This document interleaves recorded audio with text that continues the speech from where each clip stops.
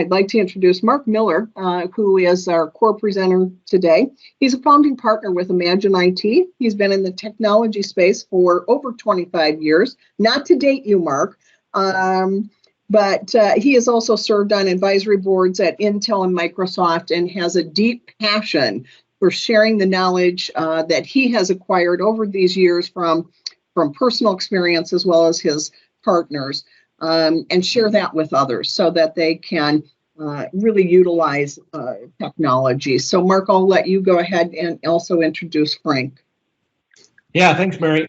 So yeah, been in the technology space for a long time, and fortunately, we have found a partnership with a company here in the Minneapolis area called Perceptive Solutions. These guys are just brilliant in our topic today, which is, the Microsoft 365 platform and everything that has to offer. We're lucky enough to have Frank Carlson with us today.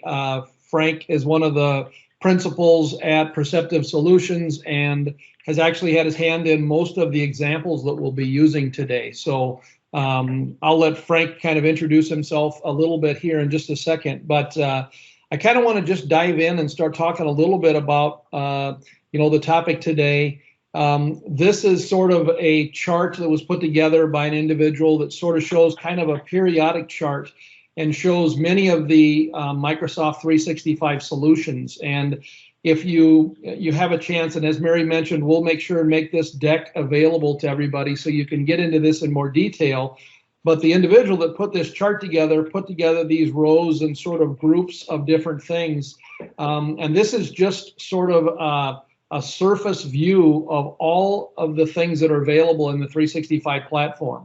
The cool thing with this is, and this is just amazing how this is really leveled the playing field for small businesses, is that a lot of these tools, most of these tools, in fact, were only available to enterprise organizations, up to about 5 years or so ago, and they cost hundreds of thousands or millions of dollars in order for these enterprises to use solutions like this. And they've all sort of been put together by Microsoft in this, this Office 365 environment, and they are available now at a very reasonable cost for small businesses to use, and it's awesome. It's a little bit of a problem because there's so much, and we just don't know what we don't know, and so that becomes a little bit of a problem. There can be sort of application sprawl when people dive in and they start using the 365 platform and they add this and they start spending some time, doing the various things that they can do. And all of a sudden they've got things and they've got data, in one place, and they've got things in another place, and they've got some users using, whiteboard, and other users don't have access to it. And this whole thing can quickly sort of spiral out of control. So that's been a problem, and we're going to address some kind of best practices for not have that happen, within your business. I look at this periodic table, and if we look at sort of the kind of the regular view of it, this is what you'll see when you dive into your 365 platform. Is you click on the waffle, and you can see all of these applications, start to appear. All of these applications, in my mind, represent an opportunity to better your business, and it really comes down to taking a step back and doing some planning to figure out, what are the things right now in my business that are missing that might really drive me kind of to that next level and make me more competitive, or just have a better place in the marketplace. And all of these, each of these individual items here that are represented here and elsewhere in the 365 platform really represent just terrific opportunities for everybody. So, like I said, our partner is Perceptive Solutions. Frank, do you want to take just a second and kind of introduce yourself and Perceptive to everybody? Absolutely. Thanks, Mark. As Mark said, I'm Frank Carlson with Perceptive Solutions. And, in terms of background, I'll just leave it at what Mark said. If I keep on talking, I might prove that to be wrong. So no, we'll leave it at that. I am a solutions architect, and we understand the periodic table, right? And Microsoft doesn't make it easy. I don't think it's intentional. But it's just, legacy systems and their acquisitions, and it all comes together. And language is an important thing. Terminology is an important thing. So when somebody says teams, that can literally mean 3 or 4 different things, right? So it's important just to understand the periodic table, the nuances, how they overlap, and it continues to change. So it can be a bit of a challenge. So we're here to help kind of take that, what is overwhelming, and try and make it simple. Yeah, so we're going to try today to do sort of a whirlwind tour. As Mary noted, it's best if you guys can keep your mics muted, but I don't mind if you want to, if you want to type in the chat and type in a question. Mary and others will be monitoring the chat, and so we'll be able to answer those questions and field those questions as they come. I honestly don't mind if you want to just open up your mic and just interrupt me for a second, say, whoa, Mark, hold on a second. I've got a question about that. It tends to be a pretty cool webinar if we get a little bit of interaction and people are saying and talking about, real life instances of places that they're using 365 and questions that they have.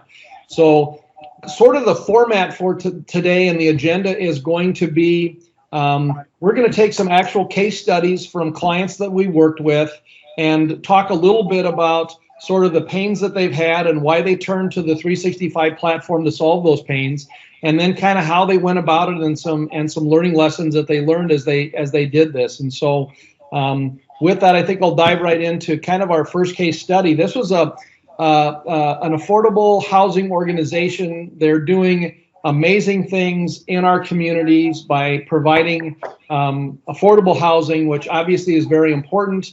The organization started off fairly small and they just kind of continued to grow. They got some government funding and they ended up having locations in 4 states, and they had a lot of different users. And what they found was they had documents that were all over the place, and they had multiple versions of different documents. And it was causing a lot of stress and strife with their employees, and was actually causing a lot of employee turnover. And so what they did is they turned to Perceptive and the Microsoft 365 solution to see if there was a way to start to get their hands kind of around this thing and to get everything kind of back together. So one of the things that they ran into, and this has actually been something that we've seen with a lot of the customers that have started to use the Office 365 platform, is the difference between kind of the old server environment and exactly sort of what is represented in Office 365. If any of you remember back in the old days, we used to have almost every organization had a C drive on the server. And the C drive was the place where sort of all of the documents were housed and where you would go to get documents that you needed to kind of do your deal. Within the server, you probably also had an individual drive that was maybe called your U drive, and that's where you had all of your own personal documents, that they weren't really shared with anybody else. It was just the documents that you used on a day-to-day basis. And in that old environment, it was very clear what documents I needed to put in the C drive and what documents I needed to put in the U drive. So users now have, in this Microsoft 365 environment, we have SharePoint, we have OneDrive, and we have Teams. And as Frank noted, Teams actually is a lot of different things, but one of the things that Teams is it's a place for you to put documents that would be applicable to everybody on your team. SharePoint ends up being a place, and kind of like this graphic notes, SharePoint is a place kind of like the C drive used to be in the old world, where you put documents that everybody is going to have access to. Your OneDrive ends up being a place kind of like your U drive used to be, where you put your own documents that you don't really need to share with others. We've seen organizations that have taken off and adopted Microsoft 365, and they just start piling documents into OneDrive, thinking that that is sort of their cloud storage for all documents.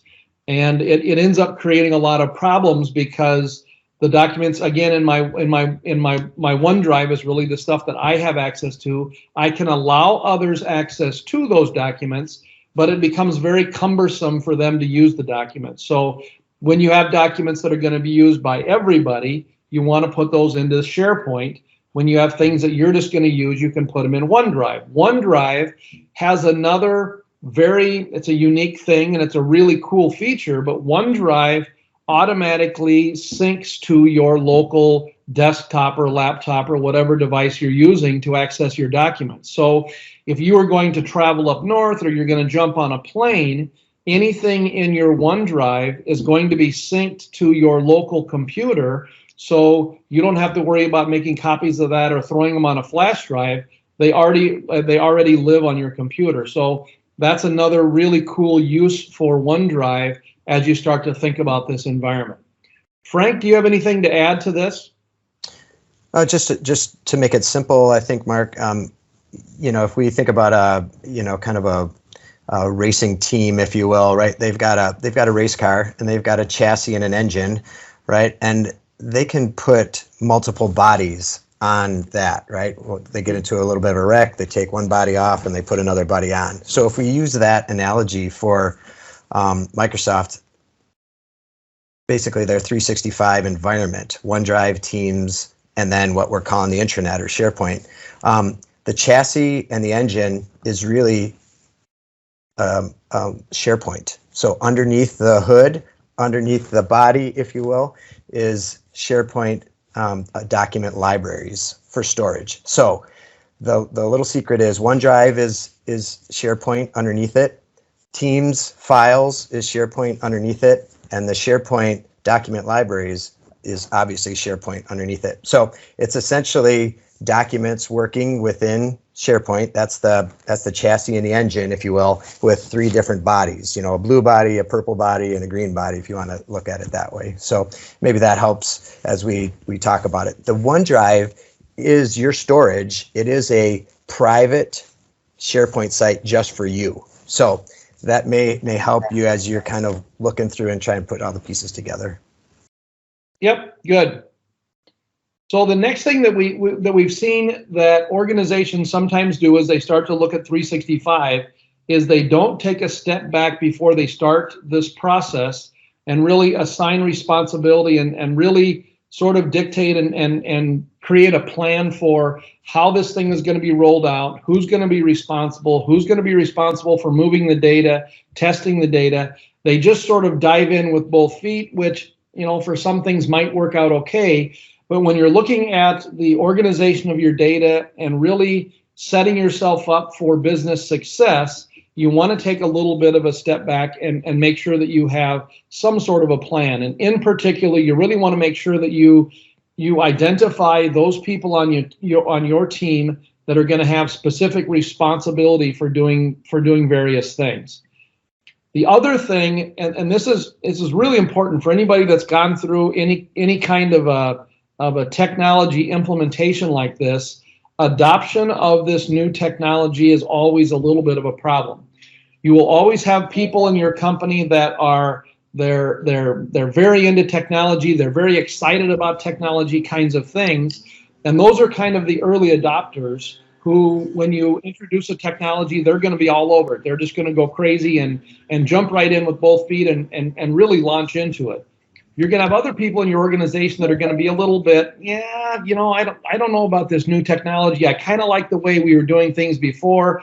I'm just going to sit back and kind of keep doing things the way that I want to do them. And it's important to understand those people and sort of their attitudes and their personalities when you launch a technology like Office 365, so that you make sure that you can have the right people sort of in the right spots and doing the right things at the right times.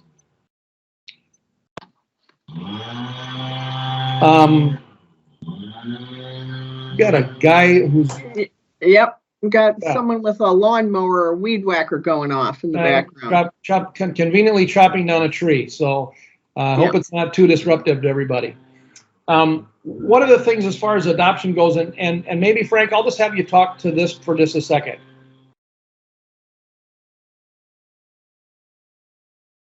Frank, you there? Yeah. Yep, I'm here. Sorry, some of the download is delayed. So, in terms of one of the strategies right, to get us as we migrate over into a Teams environment, is to really integrate your document storage within Windows Explorer. That's the way folks are used to it in their file shares, right? They just go to the network drive, and to the extent that we can replicate that same experience for users, it's really going to help adoption, right? So as you roll out OneDrive, and that is automatically in your Windows Explorer. But then as you layer on Teams or SharePoint, there's ways to create shortcuts within Windows Explorer so that it comes together within Windows Explorer. All your file storage comes together within Windows Explorer, giving the end users the same kind of experience that they're used to on the network drives. So that's really what we're trying to replicate here and demonstrate is let's look really from the end user perspective, make it easy for them. They're used to do it on the network storage on their lettered drives. So let's replicate that within the Office 365 environment. Yep, and I think that's important for, as we go forward with any of this stuff, people like doing things the way that they used to do them, especially if they were working well. And so we can take this older file structure and the file explorer and implement that into the new system to further kind of adoption as people start to look at this. So another really important thing. The next example I want to talk about is an economic development organization. Again, doing great works in our community. It's an organization that had about 35 or so employees, and they were sort of feeling the need to add some technologies to their environment. And some of the users opened up and started to use Dropbox. Other users opened up and started to use OneDrive. They had internal partners. They had external partners that they actually needed to share this data with, and they were really having a hard time kind of finding their sweet spot as far as sharing this data and making this data available to everybody in their organization. So they turned to the 365 environment and started to set up specific places within their SharePoint site so that they could share the documents internally very easily and in a very organized fashion. And in addition, they could share these documents externally with other organizations. And I've got a pretty good example of that we went through recently. We did an office move and an office rebuild. And as part of this office rebuild, I had legal people that needed to look at the legal agreements. I had all kinds of different contractors that were sending us plans for HVAC and paint colors and different types of furniture and different organizations and stuff for our desks and things. And we needed to, on a very regular basis, we needed to share all these documents with all these different entities. And so we set up a SharePoint site, and we gave the attorneys access to the folder within the SharePoint site that had all of the legal documents. We gave access to the contractors and the HVAC folks access to the SharePoint site that had all of those drawings and all those diagrams. So they would say, hey, we need you guys to jump in and approve these drawings. We would then be able to dive in. I could do it from my home, dive into that file, approve those drawings. When I would approve the drawing, the contractor would be alerted that I had approved the drawing, and then they would be able to go on and proceed with this. And so without me having to drive all the way across town to look at actual physical documents, we were able to put these things in the cloud into different SharePoint sites that were all tied in with administrative privileges that allowed me access and allowed them access only to the documents that they needed to see. And instead of this thing being just this kind of whirlwind of all these documents kind of floating around, we had a very organized, very tight system for controlling these documents. So what was kind of a complex situation with literally hundreds of different documents and agreements that were part of our office move and reconstruction became very simple in this SharePoint environment. Frank, anything you have to add to this particular example? I would just say on the left, there was, kind of this idea, it was a symbol of OneDrive, and folks were trying to take OneDrive and share it And you can. Kind of the old adage is just because you can doesn't mean you should, right? And I think it applies here. Microsoft really wants people to collaborate and share, and they're pounding that message, trying to get people to do that. Some ways to collaborate are better than others. And in this example, as we're trying to describe to you OneDrive, really think about that as your space, right? Your new My Documents.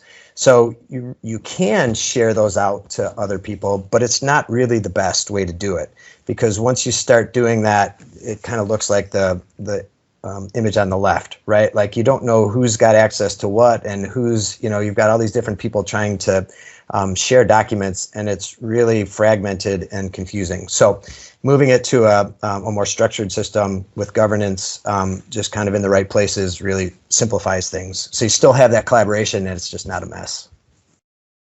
Yeah, perfect. So the next piece here, and this is a neat and fairly new addition to the 365 platform. It's something called Microsoft Viva.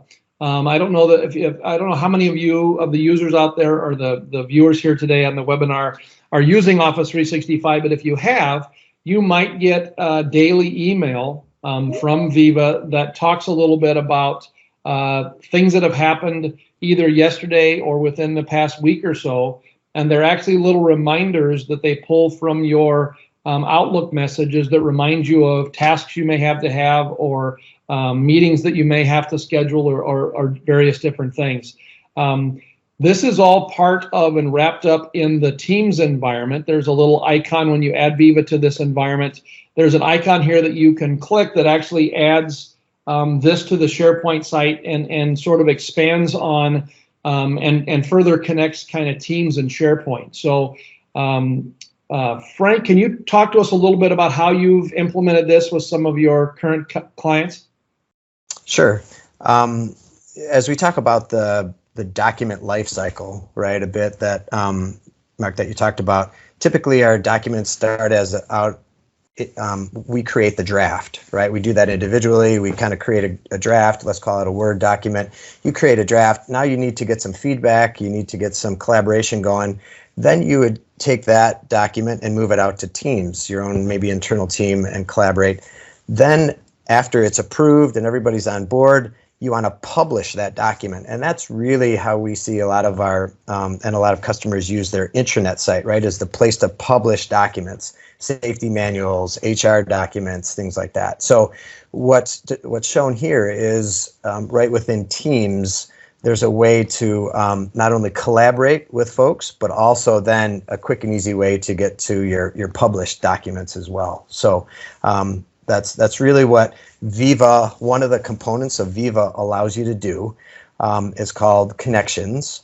And the modules within Viva, Microsoft is basically saying, how do we engage, how do businesses engage their employees? How do they measure that? How do they monitor that? Part of that engagement is, this is what's happening in your organization, and those are the emails Mark talked about. Those are called, from Viva Insights. They're giving you insights about your day and about your tasks. Viva Connections is more, how do we get connected together as an organization? And that's typically done within your intranet site, especially as communications go out. So that's this piece, Viva Connections, again, shown combined with the collaboration site, which is Microsoft Teams. And so this is the Viva within chat, right?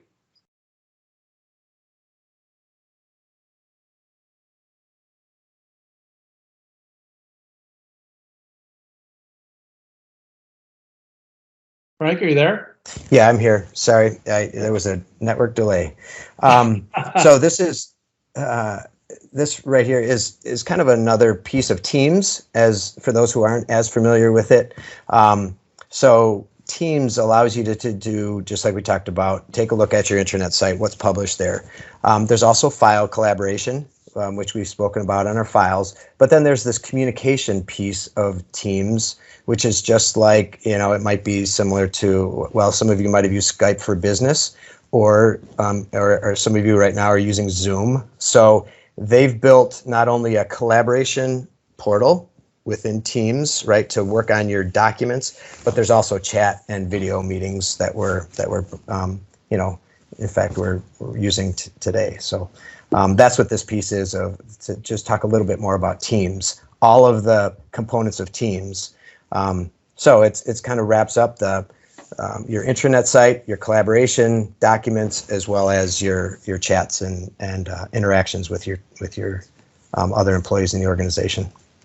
Perfect. And like you said, it's amazing because people talk about Teams, and Teams is just so many different things. Teams. Some people think of Teams and think of it, oh, that's a replacement for Zoom. Well, it kind of is. It does do video meetings, but it's also a replacement for Skype with this chat feature. It's also a replacement for document storage and other different means of collaboration. So Teams is really sort of becoming a centerpiece for a lot of the different 365 components.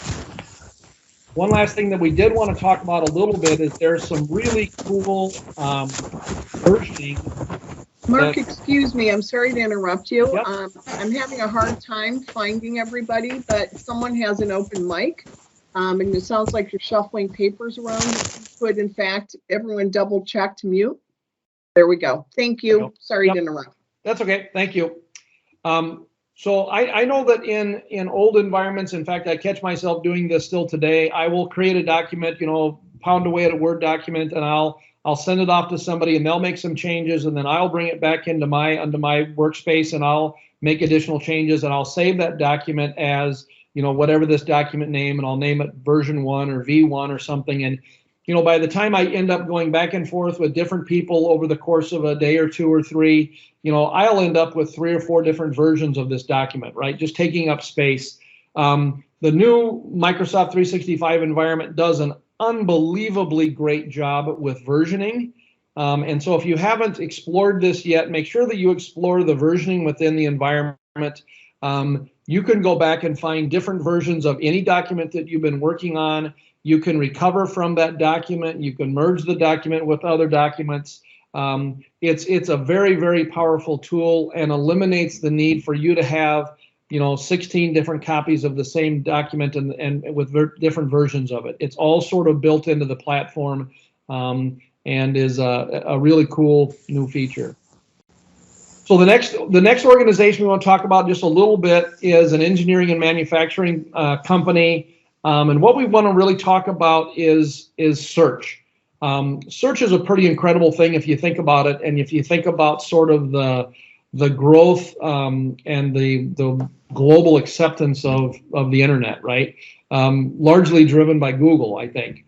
Right now, you can go onto Google and you can find anything. I can find a pair of size 12 blue velvet shoes if I want to, and it would literally take me about 6 seconds to do that. I mean, it's just super easy to use search because of the way that the search engine within Google is used. The problem is, for most business environments, we've adopted, and this technology now is about 30 to 35 years old, but we adopted a technology of creating a folder, and then we would start putting other folders and documents in those folders, and within that folder there would be other folders, and within those folders there would be other folders, and this whole thing is called nested folders, and we've all been using nested folders to some degree for the past 30 years.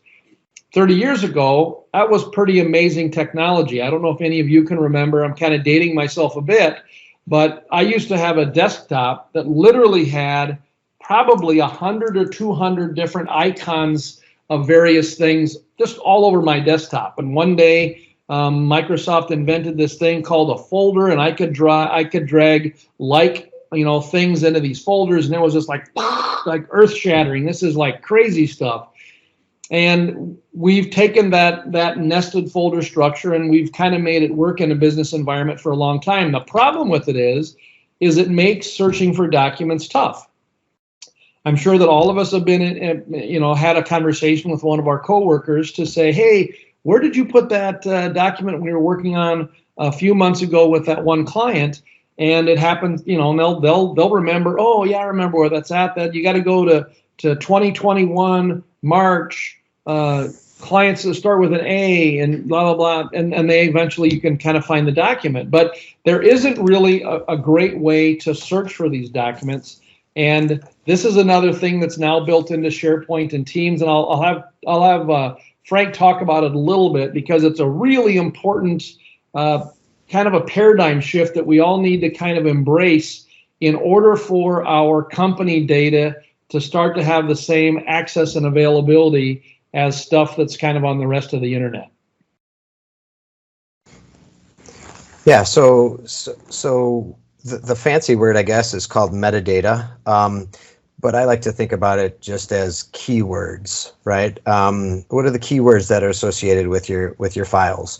And so there's a way in SharePoint to create keywords for all of the documents. So when people upload a document into a location, they would put these keywords, which is also called metadata. And in this, this slide, we're showing kind of, you can have radio buttons that make sure everybody picks from, kind of a limited number of options for their keywords.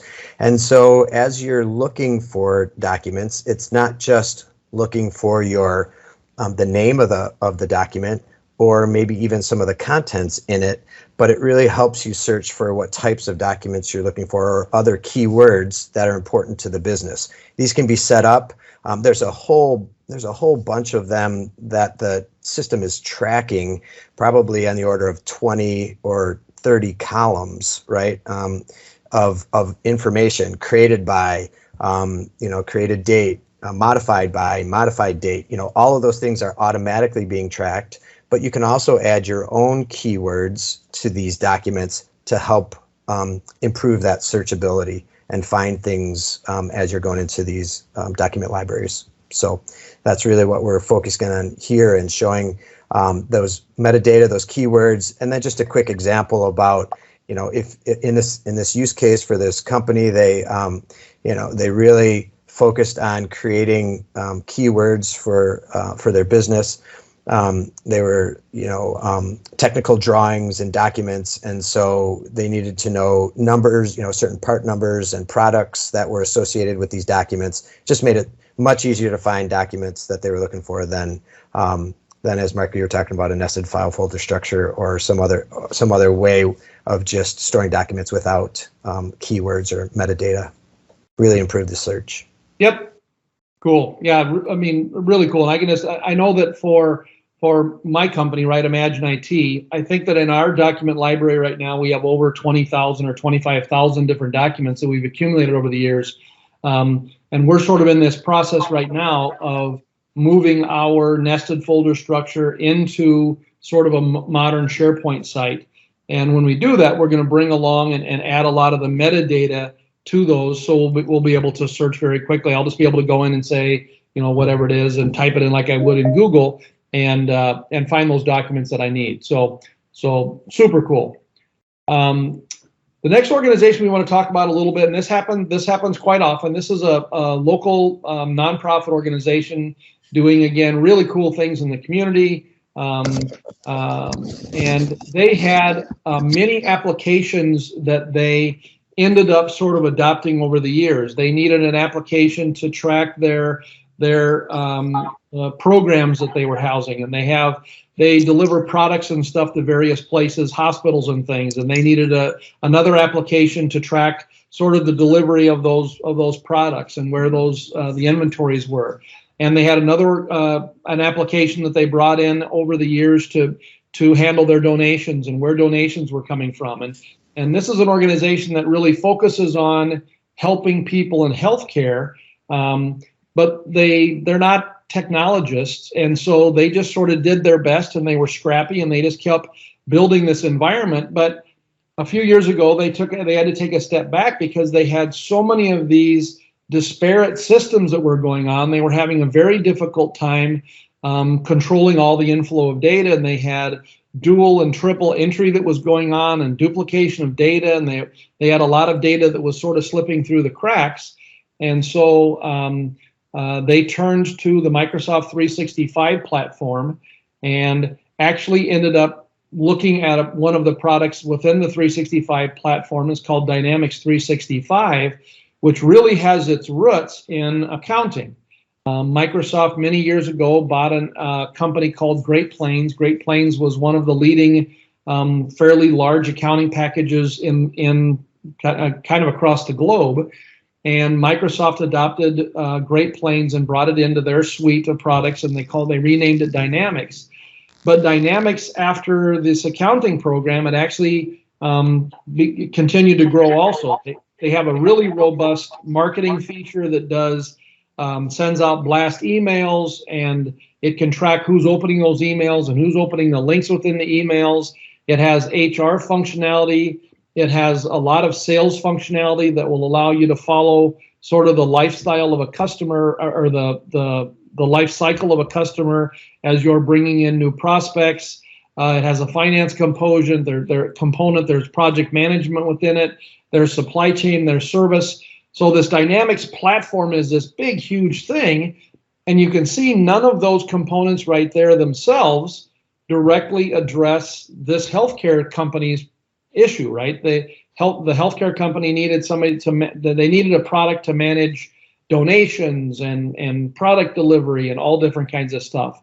And so I'll have Frank talk to you a little bit about kind of the solution that they ended up kind of putting together that used the 365 as a core, but they really sort of built it up around this particular customer's needs.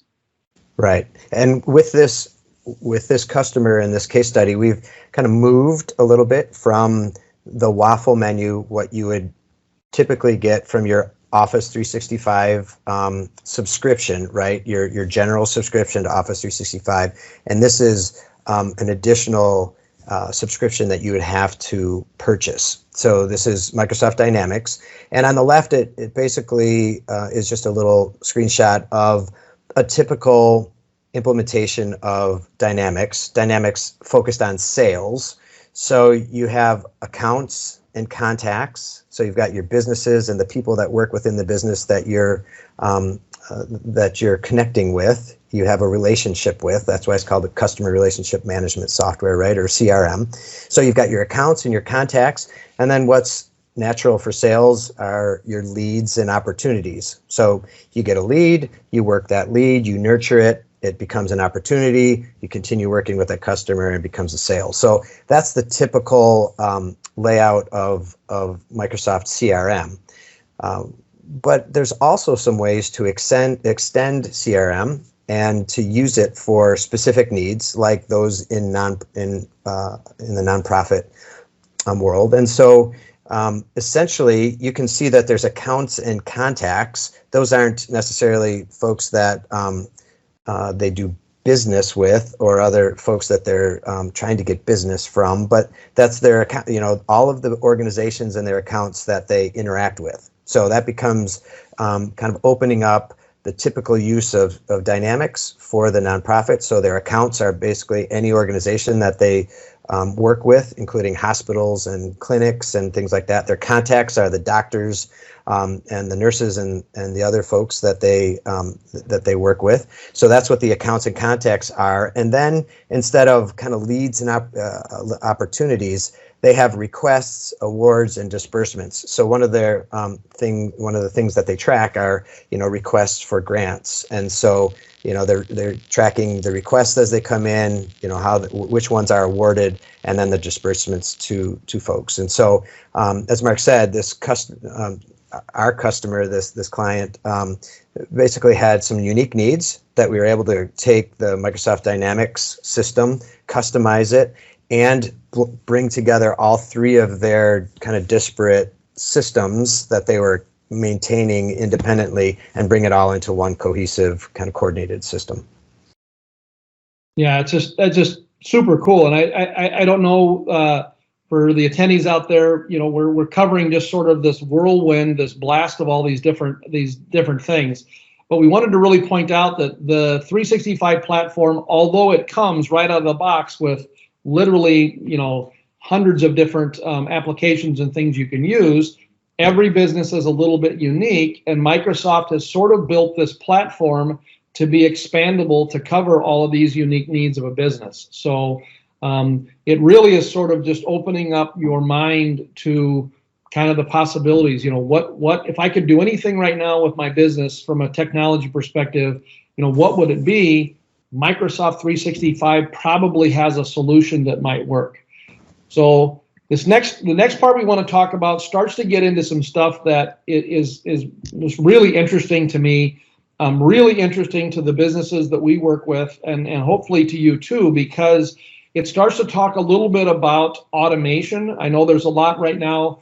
You read a lot about automation and AI and how AI is going to take over the world and all this stuff. But most business owners, when they start hearing AI, their immediate reaction is, I'm too small. I'm just a small business. There's really no need for me to look at AI or automation or any of this stuff.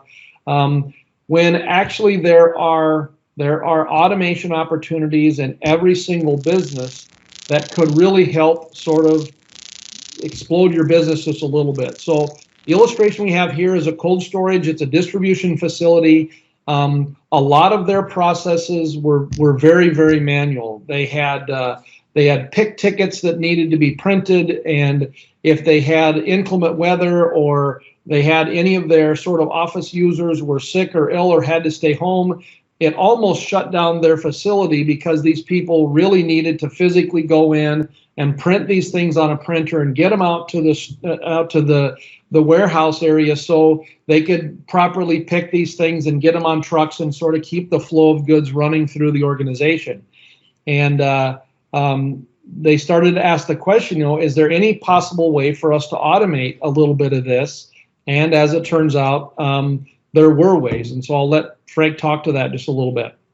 Yeah, it's a great intro and description, Mark, of the problem. And, essentially we just real simple created an automated way to monitor an inbox, an email account as emails are coming through for these pick tickets, and then print the order in the warehouse. So nothing, it's not rocket science, like Mark said. It's this technology is called low code because Microsoft is basically saying you don't have to be a developer in order to implement some of these things. It's within reach. It's just a series of steps.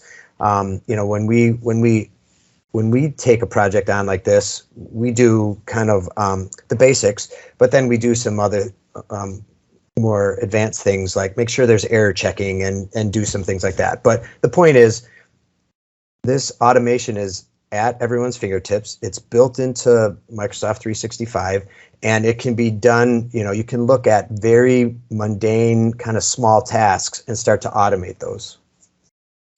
Yeah, it's pretty amazing. I talk to business owners every single week, and when I bring up this topic of is there anything right now in your business that could be automated, I almost always get an immediate nope. Nah, we're good. We don't really need automation. We're getting along just perfect. And I'm like, and I have to slow them down for a second and say, okay, let's just stop for a second and think about this. Are there any tasks within your organization that somebody does repeatedly every week? Any things that happen every single week? Well, that's probably a decent application for some sort of automation. Are there any tasks that are repeated daily? Are there any tasks that are repeated by multiple people daily? All of these things are indicators that there might be some automation opportunities out there. And my guess is that there are automation opportunities in every single business.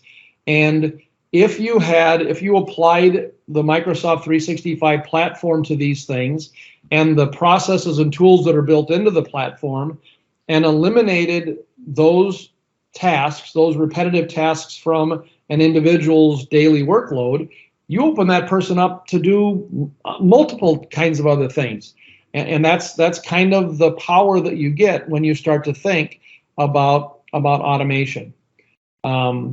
So again, this is all sort of included in 365. You can see here at kind of the bottom left, there are Power BI as a business intelligence tool that allows you to start to analyze data. Some of that can be automated. Data flow within different things. All of this stuff can be automated. It's really fascinating look at this stuff. Whoop, one too many.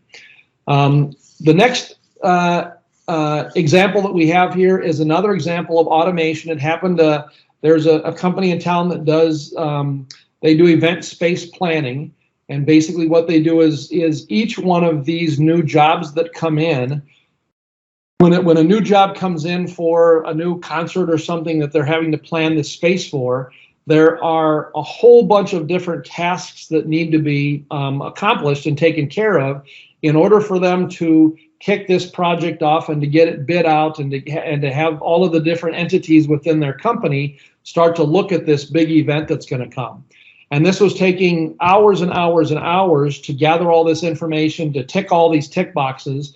And I'll sort of have Frank talk to you a little bit about sort of how they dove in and help these people find these automated opportunities and get them rolling. Right, Mark. It's, you know, like I said before, a good setup of the business problem. Essentially, the opportunities, they were tracking them in Salesforce. So that's outside of Microsoft. And this slide is just to, or this case study is just to let you know that there's other opportunities to integrate even external systems as they come in. And essentially, the opportunity was closed in Salesforce, and we set up you know, the project site for it, the right folders, you know, kind of the governance, everything that an admin would come in and have to set up, that was taking hours to do over their multiple opportunities and you know, sales. They would have to set these all up. So just an example of, everyone kind of has, you know, the template folder in their network drive, right? And you're kind of copying those, and you're grabbing different documents and putting them in, and okay, it's this kind of project, and okay, we're going to use these. All of that can be automated through Power Automate and some of these tools that you have in your Microsoft 365 toolbox. Yep. And as Frank noted, in this case, it was Salesforce. It could be QuickBooks. It could be your accounting platform. It could be your payroll platform. It could be your HR platform. Any of these outside sources can be sources of this data and potentially, you know, automating tasks. So really exciting stuff. And again, this was stuff that was available only to enterprise businesses just a few years ago. You know, small businesses wouldn't even think about doing this kinds of stuff because the expense to try to build this kind of automation into your business was just outside of the scope of anything they could do. But now it's all within range and all within reason. So one other thing I want to talk about here a little bit, because this happens quite a bit, and I see this all the time again as I get out into the business community and talk to different people, but I end up going into organizations a lot of times and they'll say, oh, we've got an old Access database that Joe built for us, you know, 15 years ago, and we're still clinging onto this thing, and it does a pretty good job for us, but, you know, Joe's the only one who could ever do anything with it, and Joe passed away a year ago. And so we're kind of, every morning we show up at work, we kind of cross our fingers that this old, you know, Access database isn't going to crash, because if this program crashes, you know, we don't know what we would do. All of our business sort of rolls through this program. And so we really just kind of want to talk a little bit about the fact that the 365 platform is so robust. There's typically a way to take any of those old legacy applications and programs and build those into the new 365 platform so that it works perfectly with Microsoft Teams and perfectly with SharePoint and perfectly with Outlook, and really ends up integrating well and tightly with everything else that's in the environment. So you want to talk just a little bit about sort of this project, Frank, and what you guys were able to see? Sure. Yeah, and as you mentioned, Mark, it's really just taking legacy applications. Oftentimes it's Access or even Excel. I mean, Excel is, you know, if I only had one application I could put on, you know, on my laptop, it would be Excel, right? Because it's so versatile, it's so awesome. It just does so many things. You can, you know, calculations, data, all that. But you know, at some point, it's not intended to be a database, right? And to really track all of these different things. So we move Access, Excel into a database in the cloud, and then provide screens in order to do the entry. So you kind of give access to other folks within the business with their credentials, rather than having it, you know, be stored on one person's machine or in their on a server in the office, or we can also extend that as well, so that there's no risk of only having one developer and one person who knows how it all works. Yeah, super cool. I mean, just so many different legacy applications that still exist out there that sort of are boat anchors for the business a little bit. And these development projects are, again, you're already paying for the 365 platform, and a lot of this stuff is already built into it. So just tons and tons of opportunity there. I know we're getting sort of close to to closing time, and I do want to leave a little bit of time for some questions. But before we do that, I just kind of want to review just a little bit about kind of this whole 365 platform and a lot of kind of what we talked about it from a best practices perspective. So before you dive in and start doing anything with 365, it's this powerful tool. Microsoft kind of gives you a little bit of I think an inaccurate message that everything within the platform is just point and shoot. All you need to do is install it, and you can lock and load and just start running with it. We find that it's much better to have a strategy and a plan before you jump into the execution and sort of the actual implementation of the solution. I think it's also important to think a little bit about adoption. What are the things right now that are working really well in our current environment? And is there any way for us to bring those into the new environment? Because if we can, it's going to make it easier for everybody to adopt. I think it's also important to think about, are there any people right now in my company that they're just slower to adopt to these kinds of things? Because I probably want to have a little bit of a different approach to training and to the introduction of this type of stuff versus those early adopters that are just super excited to jump in and try any new technologies. I think it's also really important to understand, some of the nuances between a lot of the different products. Frank did a great job of describing the difference between SharePoint and OneDrive and Teams, and how, although all of them are a place to store documents, there are reasons to store documents in any one of those different areas, and those reasons are good reasons. And if you go outside of those reasons, if you're trying to share a bunch of documents from OneDrive, that's just going to create a lot of disruption on the back end and is not going to be great for this overall project. Last thing is just, I think there are so many modern things that are part of this, like automation, that we really need to think as small business owners. We really need to start to think outside the box a little bit into what other things I might be able to do that are going to really drive my business forward, because more than likely those things are available right now.